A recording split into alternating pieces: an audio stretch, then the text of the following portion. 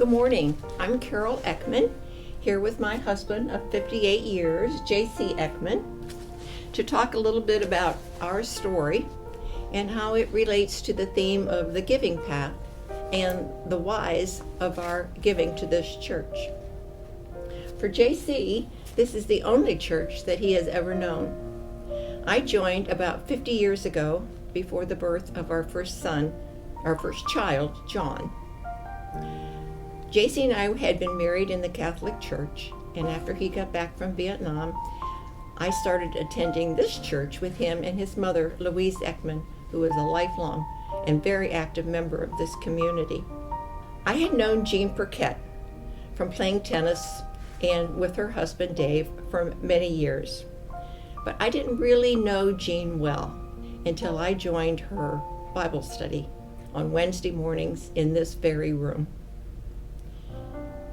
There were many other wonderful women of the church in this room. For example, Dorothea Newman, Joyce Chapman, Ruthie Baker, and I could go on, that were a big influence on my life. There was always something special about Jean from the time I first met her, and I remember thinking, I want what she has. What I discovered was her spirit was so full of God, and her light was a blessing to all of us who were lucky enough to have known Jean. I can honestly say she was my spiritual mentor and taught me much about life, love, and forgiveness. That class, along with later ones taught by Amanda Pruse and Amanda's book club, changed our lives, and our faith was on a new journey with them as our teachers. JC and I are both so grateful for having known these women and to God for giving them to us. So we joyfully gave and were blessed. We all have memories of our grandmother's house or our aunt's home, where from the minute you walk in the door, you feel love and acceptance. Walking through the doors of this church, well, it's like that. We know and are comforted by the fact that we'll see familiar faces each week. First with our greeters and ushers like Peg and Donna, Dennis and Joyce, and get hugs from Chip, Kathy Wiggins, and other friends, new and old, like Julie Merritt, sometimes when you need them the most.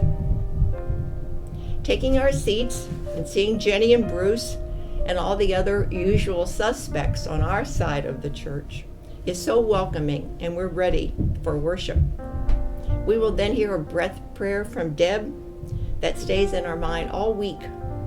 And of course, Kenneth's sermons and Bill's meaningful prayers to inspire us. Our donations help support these important leaders. Some weeks, all we need to hear is the music that fills the sanctuary and warms our heart and soothes our souls. And we are so lucky to have our talented choir members and dedicated musicians who need our support as well. I would never tell Kenneth this, but often the music is all we need to sustain us for another week. Helping with the wave with dedicated leaders like Sally and Pam, Steph and Rachel, and all the volunteers instills a sense of community. There are acts of kindness to the guests at the meal. Many less fortunate are inspiring. One smile, one takeout bag, and God's work is being done with loving hands. So we give and feel very grateful again. Watching Karina interact with our darling children and seeing her devotion to them is incredible. Seeing new young families in church and hearing the kids at the children's time is so precious. So we want to help this ministry. We enjoy seeing the kids grow up, like we did this past confirmation with Fred and Carol Thomas and Kathy and Mike McCurdy and their grandchildren. It's wonderful to see their values passed on to another generation. So we give and you give and are blessed beyond words. It's so fun to see new members like Ed and Ann Kuhn take such an active part in administering to the needs of our Milford School District, along with what Deb and her committee does with our connection to the schools, makes us so proud and glad to be a part of this mission.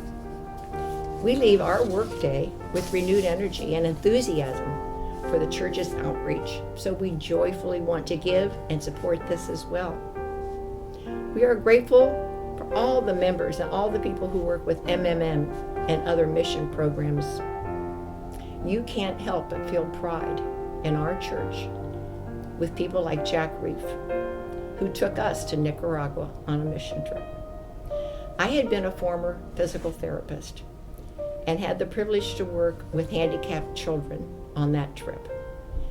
I had gone down to Children's Hospital and had picked up some used walkers and other equipment to take with us because they were just starting a new program for handicapped kids on some property with horses.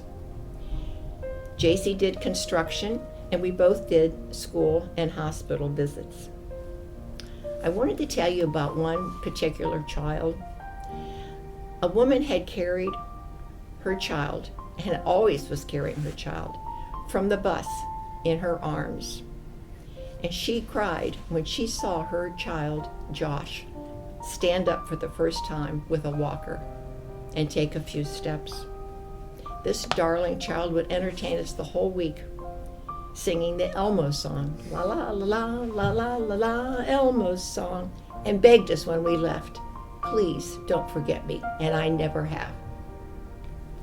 Many of you heard Jack sing Kumbaya with tears in your eyes, like we did, and heard again his testimony to the work he has done there for years and years and years. God has blessed this church with him and so many others like Fred Thomas and his prison ministry. So we see firsthand the results of our financial support. Having been here long enough to see many ministers come and go, we pray Kenneth and Bill will stay though, and attendees come and go, we are always left with the same resolve, that you, all of you listening, are our church family, and the reason we have been members here for so long. I think about all the things that you do for the people in this church. You send the cards. You show up. You sense when someone needs a hug. You bring the meals. You support us and others. You give smiles and waves and share the joy of a new grandchild. You are the ones leading retreats, small groups, and prayer times. You are the Stephen ministers. You are the ones like Joyce Chapman, who sat right over here in this chair with me for years, who sometimes would just randomly call me to check up if she hadn't seen us at church. Think of all the people you know here who have been your friend for so long. Or maybe you're new and just getting to know the members. There is time for you to forge those close bonds that JC and I have had here at Milford First. You are the reason we come here and why we enjoy giving of our time and resources, because we get so much more back. I once heard that all you give to the world comes back to you tenfold, and we have experienced this in countless ways. Bless this church community of believers as we consider what we can give and how it opens our hearts to change lives here in our community and beyond. As JC says, if we don't support our church, who will?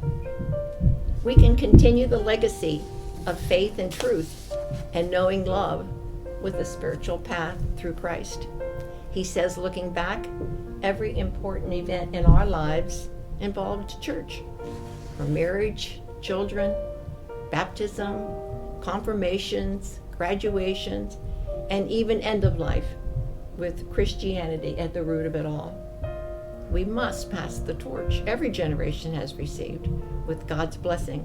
So we ask, where do we want to be in our giving? What is your Elmo moment? What has changed your life? Who has been your mentor? And what is ahead for all of us here with our church family? Thank you for giving us this opportunity to share what you mean to us.